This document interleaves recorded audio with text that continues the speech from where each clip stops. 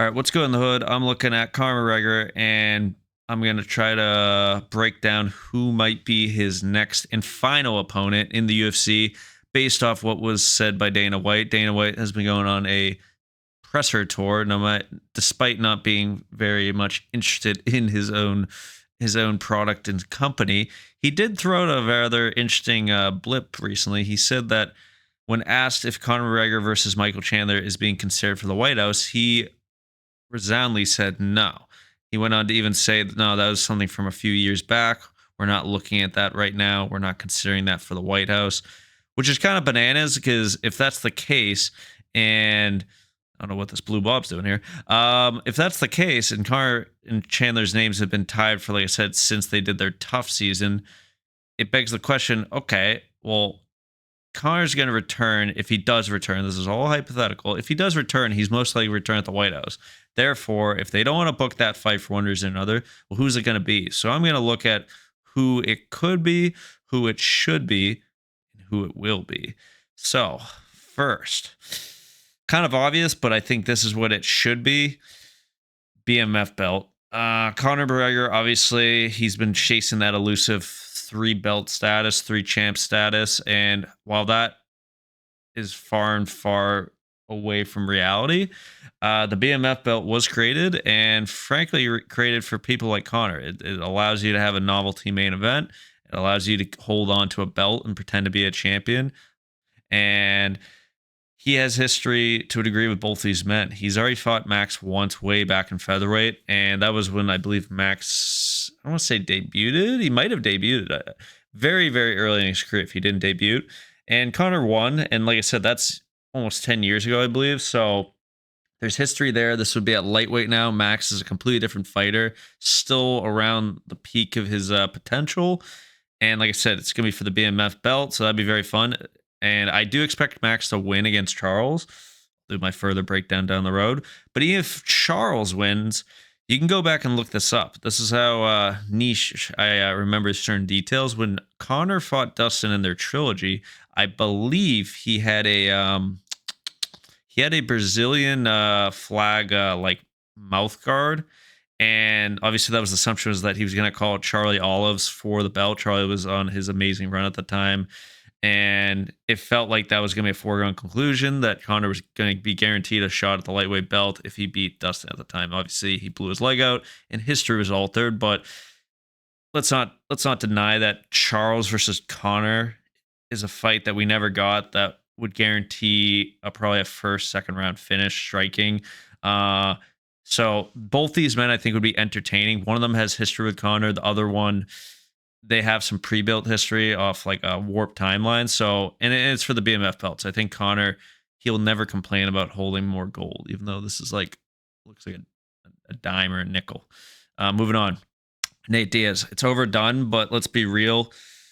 If they're not going to do it in boxing, you got to do it MMA. It's definitely a lot more, I think, entertaining than boxing. And Nate is not in a bad position with the UFC, where even though he's not contractually signed with them, I wouldn't be surprised if they could make an exception to do like a one-off, even though it doesn't really build their business.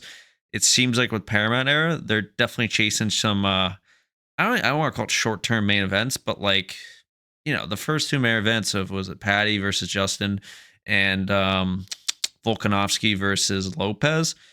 Yeah, obviously they're trying to build up 2 superstars that, they want to build in the forms of Lopez and, Patty. But I feel like if Conor's only got 1 fight left on his contract and he's a one and done, and they got to do something to get, some more juice out of him.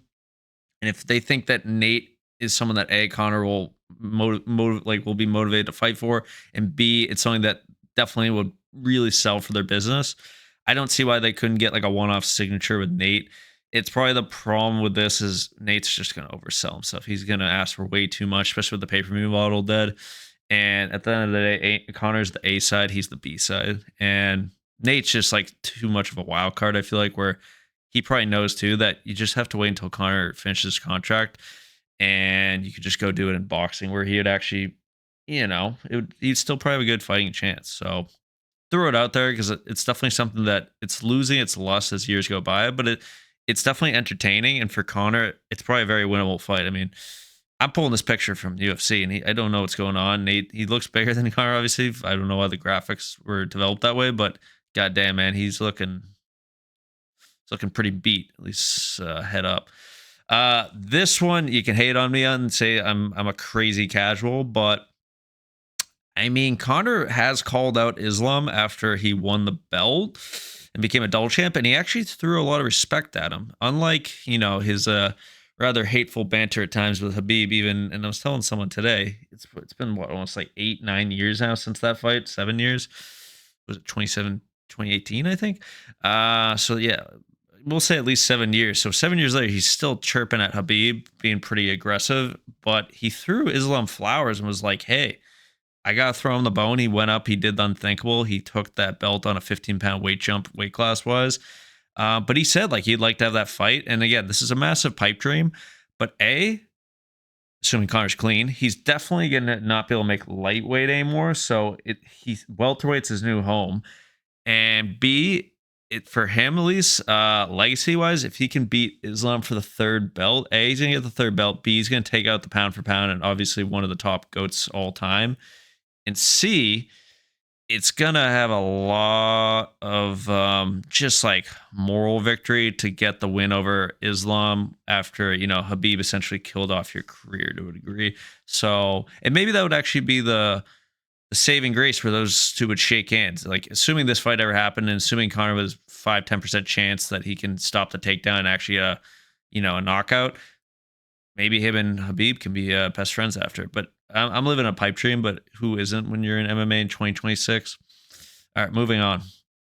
Ilia. This one also is very much dependent on a lot of factors. Obviously, one, Ilia needs to get past his wife. That's currently his toughest matchup. We won't go into too much on that because we don't really know what's going on, and I don't want to talk about man while he's down.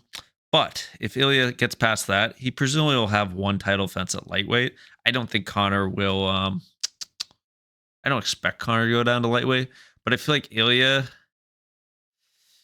I don't know. It just feels like one of those things where maybe Conor goes down to lightweight. Because if he goes down to lightweight and can make lightweight, yeah, he could probably guarantee this title shot because it's just like him versus his second coming in Ilia. Not as good, but still the second coming. And I don't know. Even if it went to welterweight, I just feel like Ilia would be that kind of guy that, let's say Islam is like retired at that point by the end of this year, or he doesn't want to fight him, or he's booked, or he's injured, he's not available. Ilia wins at lightweight. He wants to go up to welterweight, and there's nothing available in the form of a belt. If he could have Conor as just like a mega fight, I feel like he would take that over waiting for Islam. Because it already feels like he only has like 2 to 3. Everyone keeps saying that, and it seems like he wants to go to boxing anyway. He has like 2 to 3 fights max, maybe 2, we'll say. So he fights once at lightweight against Paddy, probably beats Paddy. Then he'll go to welterweight and try to fight Islam. But if you throw Conor's name at, maybe even like a 160-65 type weight class, just like a super fight like that, I feel like he's called him out in the past. Conor, I feel like hasn't always acknowledged him, or probably definitely has called him out as just being like, a wannabe. But he's definitely replicated Conor's career to a degree, but did it better. So it would definitely be very interesting. And at the end of the day, they're both just like heavy power punchers. So the boxing exchanges alone would be very entertaining. All right, moving on. Again, I'm going on a pipe dream, but it's 2026. We don't have Dustin Poirier anymore. And does it feel overdone? Yes. But does it feel like it was never finished due to that damn leg break? Yes. And who knows? Maybe this would be built on just straight competition. Like, hey, Conor won the first one. He was winning the second one. He lost. So they both have 1 TKO each. And you could argue the third one, yes, Dustin was on track to probably win that. But it was not a blowaway. Yeah, it was definitely not looking good for Conor. But it wasn't a blowaway. He cheated his way up, and then he broke his leg.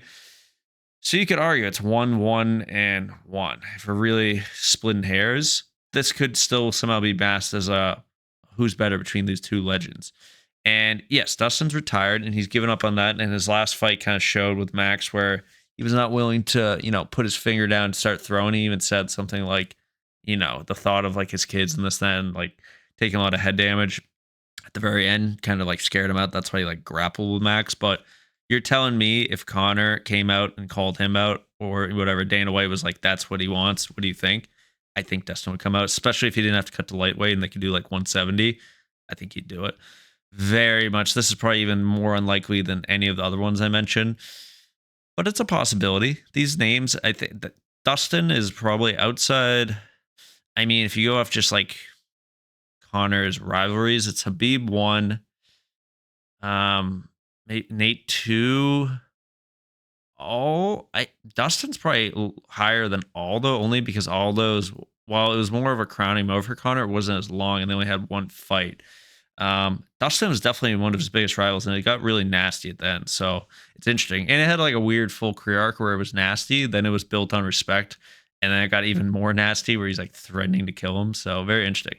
All right, moving on. Yep. I pulled the rug over y'all while you were listening. Why is Chandler? Why is Dirty? I don't call him Dirty. Why is Iron Mike Chandler on here? Well, for twofold. I think one, I don't think Dana's necessarily always honest in those interviews. He sometimes likes to keep his cards to his close to his chest. So I think he could be lying, and because if he's not lying, Chandler is like living in a fantasy land. He's on, whatever, CBS or NBC on like New Year's, like saying this and that. I'm gonna give him a red, white, and blue beat down or whatever, and this and that. And he's still preaching like, well, he's even 3 years later, so he's already a little delusional. But it feels kind of strange if Chandler, if he was told, he must have been told, if they're not booking this, they must have already hinted like, hey, you're not getting this, so if you want to keep fighting, we're more than happy to give you a contender, this or that. But just so you don't lose any more of your career, because the first year or two, it is what it is. That was on us, that was on you, it was on Conor. Now it's all on you. But I feel like Dana, I feel like he does want to wait just logistically as they get closer to the White House. So he's not planning stuff until come February, so he has time. So I feel like he's definitely got this as a possibility, or it's just not going to happen in the White House. I mean, like I go back, and I'm a man of words. Dana explicitly said he's not interested in booking Conor Chandler at the White House. That was what he was asked. He was not asked if he wants to book Conor and Chandler. He was asked, do you want to book Conor and Chandler at the White House? He said no. You take out the word White House, and that's where it made me start to think, is this still the most likely fight? It's just not going to happen in the White House, because for one reason or another, they don't maybe need him at the White House. They need Conor at another pay-per-view, maybe International Fight Week, whatever, maybe the July or August, who knows, May. It makes me think the White House is already going to be so big, it's probably going to have 4 title fights against, like I said, very more on the sport side of things that still have big names. Like, even if they don't have like prayer or anything, it feels like they'll still have like Islam or something, or Ilia. They have Kayla Harrison now with her neck probably getting pushed to that. So it feels like they have enough big names where the card will just like, it's going to have overall pretty stacked like last 3 or 4 fights where they don't need Conor. And it makes me think Conor, kind of like what they did with Dustin, was it Dustin 2 and Dustin 3? And even Cowboy Cerrone. Conor's so big that you can put him on a crap card, and him with like 2 decent fights is enough to sell it to the audience. So I'm almost going to play a devil's advocate and say he might not go in the White House, and they're going to save these 2 for something else. Or Dana's just, like I said, bluffing us all, which is possible. He's coming off his disinterested, and maybe he's, like I said, building the mega White House held, led by Conor and Chandler with like 6 title fights, and we're all going to be bowing down to his knees. I don't know. Let me know what you think in the comments. Like, subscribe. Tell me who you think Conor is going to fight.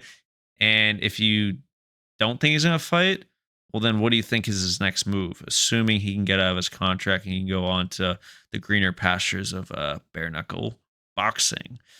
All righty. Talk soon.